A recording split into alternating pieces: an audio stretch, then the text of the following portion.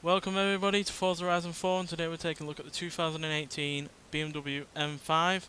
Now this vehicle started production in 2017 and is based on the standard 5 series, and yeah, this is a M5 that has many firsts going for it.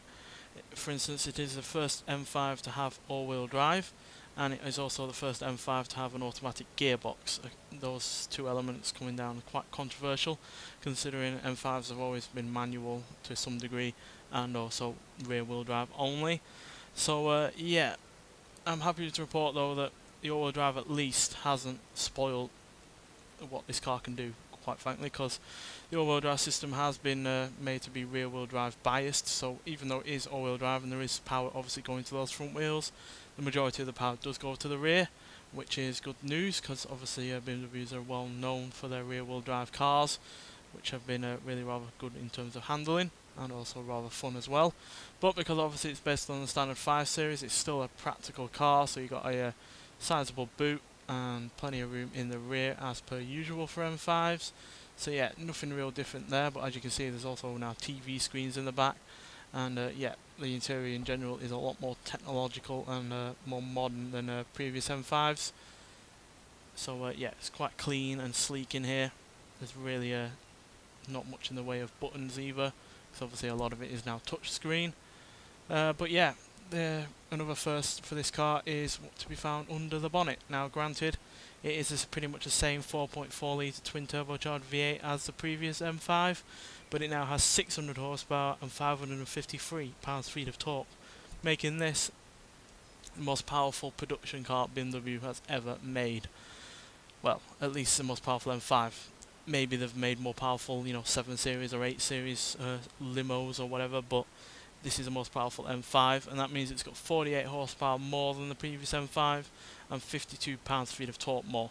Now granted, this does weigh more at 4,370 pounds, which is an extra 247 pounds over the previous version, but with that all-wheel drive system and all that extra power and torque, the acceleration is a vast improvement, which wasn't the case for the previous M5 over the 2009 M5 that we've reviewed already.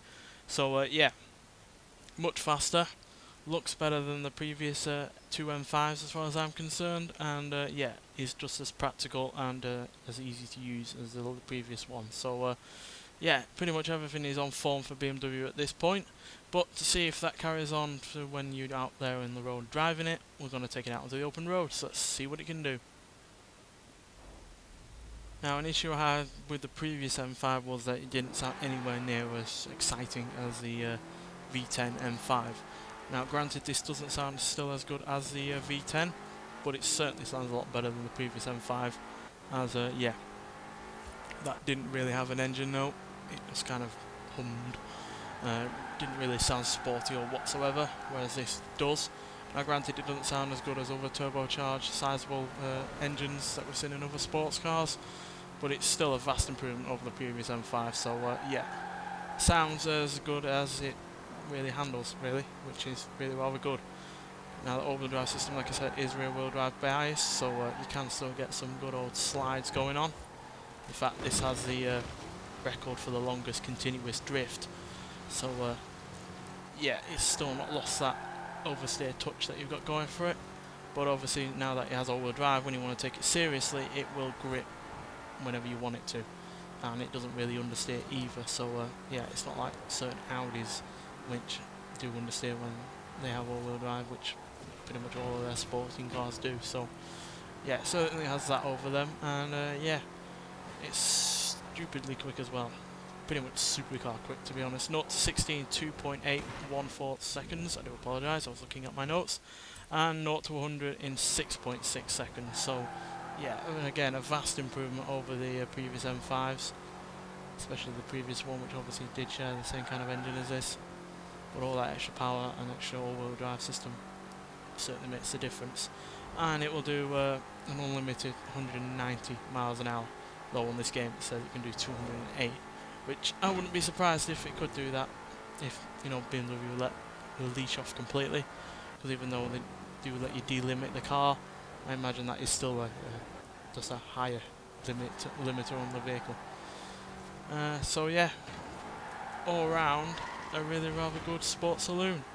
Might not be quite as exciting as, you know, your rear wheel drive, more powerful saloon cars that we're seeing out there, like the Cadillac and you know, your Charger from America.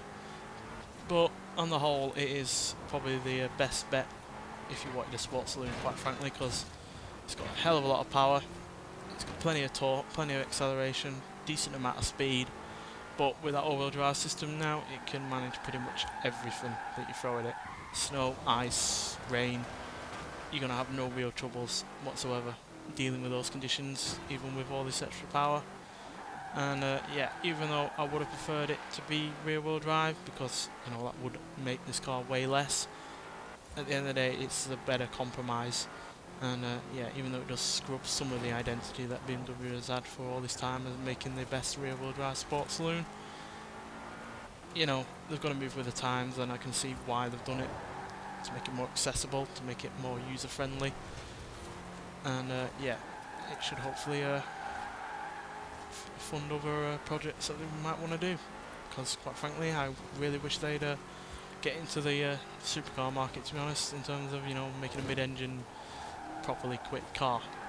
Granted they do that with their hybrid mid-engine car, but you know, I seriously doubt they can seriously bet they can do better than that, considering they've, you know, got a 600 horsepower saloon car here. So yeah, imagine this engine in a mid-engine sports car or supercar. That's a lot lighter and a lot sharper, and you get what I get my drift, really. So yeah, fairly impressed by it, and I certainly do prefer it to the previous M5. It's not quite as exciting as the V10 M5, but overall it is a better package, to be honest. It certainly looks better, certainly a lot easier to drive, and at the end of the day it is a quicker car. Nonetheless, thanks for watching, and I'll see you in the next one. Bye.